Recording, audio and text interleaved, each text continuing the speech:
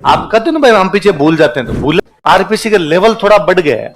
Sir जैसे पढ़ाते हैं ना वैसे नहीं आता। आप कोई बात ढब्बू टाइप का आदमी मिलके उठ के खड़ा होकर कर देता है। अब आरपीसी का लेवल बढ़ता जा रहा है, कोचिंग उस लेवल को मैच नहीं कर पा रही है। महाराणा प्रताप और अमर सिंह, सिंपल क्वेश्चन है, आरपीसी का सवाल है। मेवाड़ में महाराणा प्रताप के समकालीन राजा कौन कौन थे? चार नाम लिख दिए, केवल एक, केवल दो, केवल तीन, फिर ज्यादातर लोग महाराणा प्रताप करके आते हैं, क्योंकि अकबर की लड़ाई महाराणा प्रताप से। वो ये नहीं सोचता कि नहीं उदय सिंह भी उसी के टाइम में था, प्रताप भी उसी के टाइम में था, अमर सिंह भी उसी के टाइम में था। पल्ले बड़ी बात है। तो ये चीजें दिमाग में आनी चाहिए। ये चीजें दिमाग में नहीं आती है, इसका मतलब दिमाग ढंग से काम करता, च्यवनप्राश खाने की आवश्यकता है?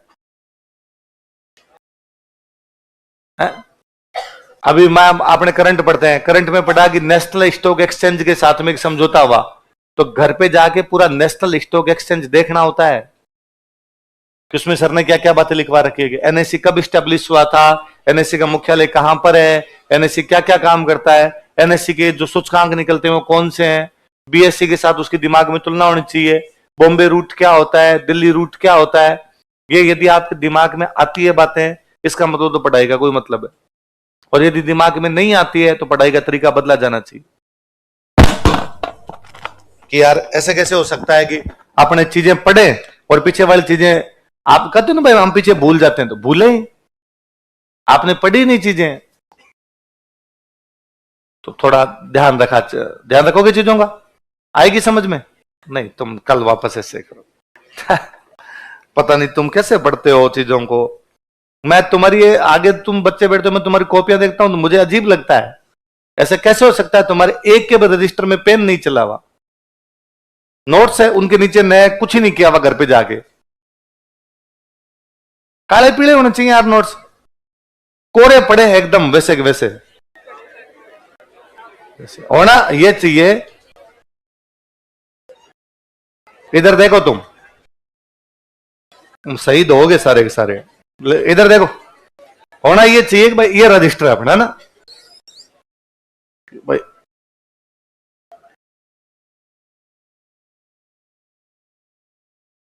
ये आपके रजिस्टर का पन्ना है। हमने कोई उसमें 7 लाइनें लिख रखी है, 10 लाइनें जितनी आप लिखते हो कोई बात नहीं, जितना आपका है, लंबा पेज है चौड़ा पेज है, जितनी आप लाइनें लिखते हो, कितना खुला कितना लिखते हो, कैसे है ये तरीका कि भाई हमने कोई जैसे पिछला कोई राजा पढ़ा हमने प्रताप सिंह, और मैंने बताया प्रताप सिंह की सांस्कृतिक उपलब्धियों में ये बात है। थोड़ी बहुत एक तो हमेशा खुले खुले लिखना ताकि थोड़ी बहुत इधर उधर जगह हो आपके पास में, हो ये कि हम उसके साइड में कहीं लिख लें हवा महल, तमाशा, चित्र और संगीत, ताकि अगली बार जब रिवीजन करें हमें पता हो 4 चीजें पढ़नी है। स्टूडेंट को यह भी पता होना चाहिए मेरे इस पन्ने में कितनी लाइन है, कि ये हवा महल है, हवा महल में 7 लाइनें है और ये 7 लाइनें याद करनी है। वो याद रहती है ना, तब तो लिखते समय यदि 6 लिखोगे ना तो दिमाग कहेगा एक और बच गई, वो लिख, तो थोड़ी देर में दिमाग निकाल के भी लेके आ जाए। याद ही नहीं है तो फिर 5 भी लिख दोगे, दिमाग कहेगा रेडी कंप्लीट। फिर बाहर आके आपको कोई कहता है अरे मैंने तो एक वो भी लिखा था तुम नहीं लिखा, तो अरे वो तो मेरे दिमाग में नहीं था, आता कहां से, दिमाग में रखा ही नहीं था। तो लिखे जाए, हम लिखने को पूरा पूरा लिखते हैं कि भाई वहां से इसको लेके आए थे, ये किया था। आप केवल साइड के अंदर यूं छोटे छोटे लिख लें, या नहीं लिखना चाहिए साइड के अंदर, जहां बंशीधर बढ़ता उस पर गोले कीजिए, ताकि काके की पे तो ध्यान नहीं जाए, अगली बार 4 ही चीजें देखनी है।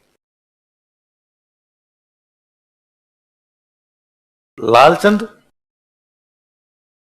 पशु लड़ाई, संगीत, ब्रजनिधि, सम्मेलन, ब्रिजपाल भट्ट, संगीत सार,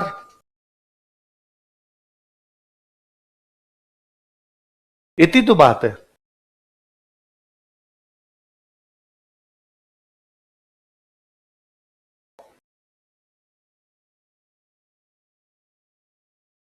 शरद, रतन,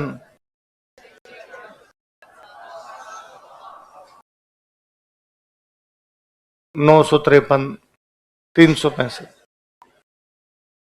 खाली साइड में छोटे छोटे या तो लिख ले उनको, ताकि अगली बार अपने करे तो पूरा पन्ना नहीं देखना, मेरे को ये इतनी सी चीजें देखनी है कि डिब्बे में जो लिखी हुई है। या पूरा नहीं लिखे तो वे चीजें जो आप पढ़ रहे थे और आपको याद नहीं रह रही थी, यार ये 953 365 मेरे से तो याद ही नहीं हो रहा यार, ये साइड में लिख के छोड़, ऊपर लिख दे 953 365। जब रिवीजन करोगे दिमाग कहेगा ये पिछली बार तेरे को याद नहीं थी, ये 2 चीजें याद की जाए, अब बचा जाएगा 953 365। आपके अपन एकदम कोरे कोरे पड़े रहते हैं। और फिर स्टूडेंट मेरे को आगे पूछता है शॉर्ट नोट्स कैसे बनाऊं। एक बार तो तूने मेरे से पढ़े शॉर्ट, अब घर पे जाके इनको और शॉर्ट करेगा, तो पूरी जिंदगी नोट्स लिखने हैं। आपका उद्देश्य सबसे अच्छा यह है कि हम इतने अच्छे अच्छे नोट्स तैयार करेंगे कि अगली पीढ़ी को कोचिंग करने की आवश्यकता, क्योंकि हम उसको नोट्स दे देंगे, क्योंकि हमने नोट्स तैयार किया। ऐसा कोई उद्देश्य है तुम्हारा? तुम्हारा उद्देश्य खुद का सिलेक्शन करवाना है, तो फिर ये नोट्स यूं खाली कैसे पड़े रहते हैं तुम्हारे?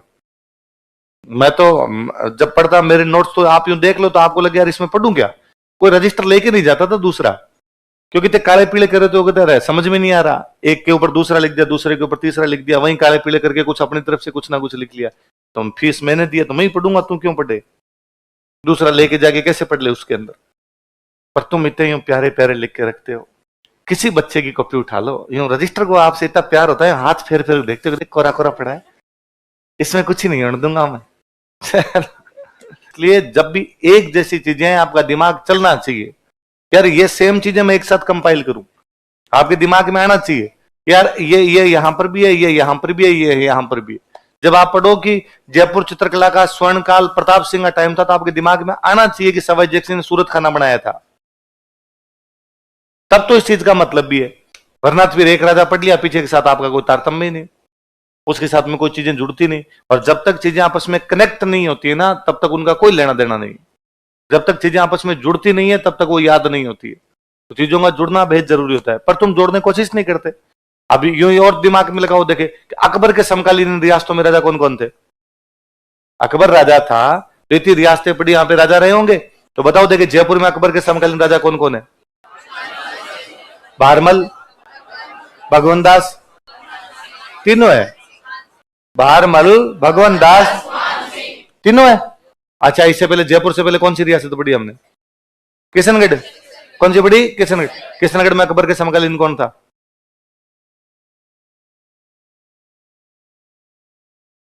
अब किशनगढ़ बनी जहांगीर के टाइम में, और तुम दिमाग और लगा रहे हो कौन था? बोल रहा हूं था तो सही कोई। उसकी पहली लाइन है जहांगीर के शासनकाल में किशनगढ़ की स्थापना हुई थी। आप बताओ, उधर पहले उससे पहले बीकानेर पड़ी, बीकानेर में उसके समकालीन कौन कौन है?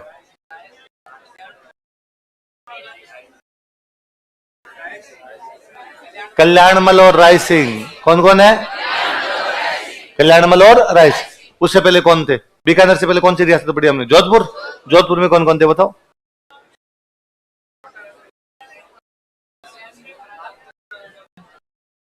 मालदेव, चंद्रसेन, मोटा राजा, और उसके बाद तक मोटा राजा उदय सिंह बाद बीच में सूर सिंह और बना था उसके टाइम तक, क्योंकि मोटा राजा उदय सिंह तो मर गया 95 में, अकबर 1605 में मरा है। हम एक राजा पढ़ते नहीं बीच में, बाकी उस तक रहा था अकबर।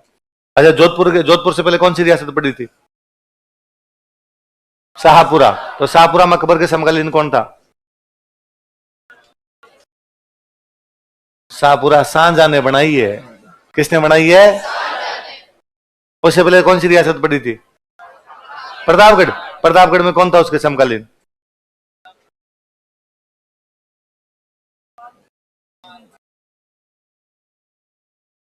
अच्छा, बांसवाड़ा में कौन था उसके समकालीन? हाँ, कौन था? प्रताप सिंह। डूंगरपुर में आस्करण। कौन था? मेवाड़ में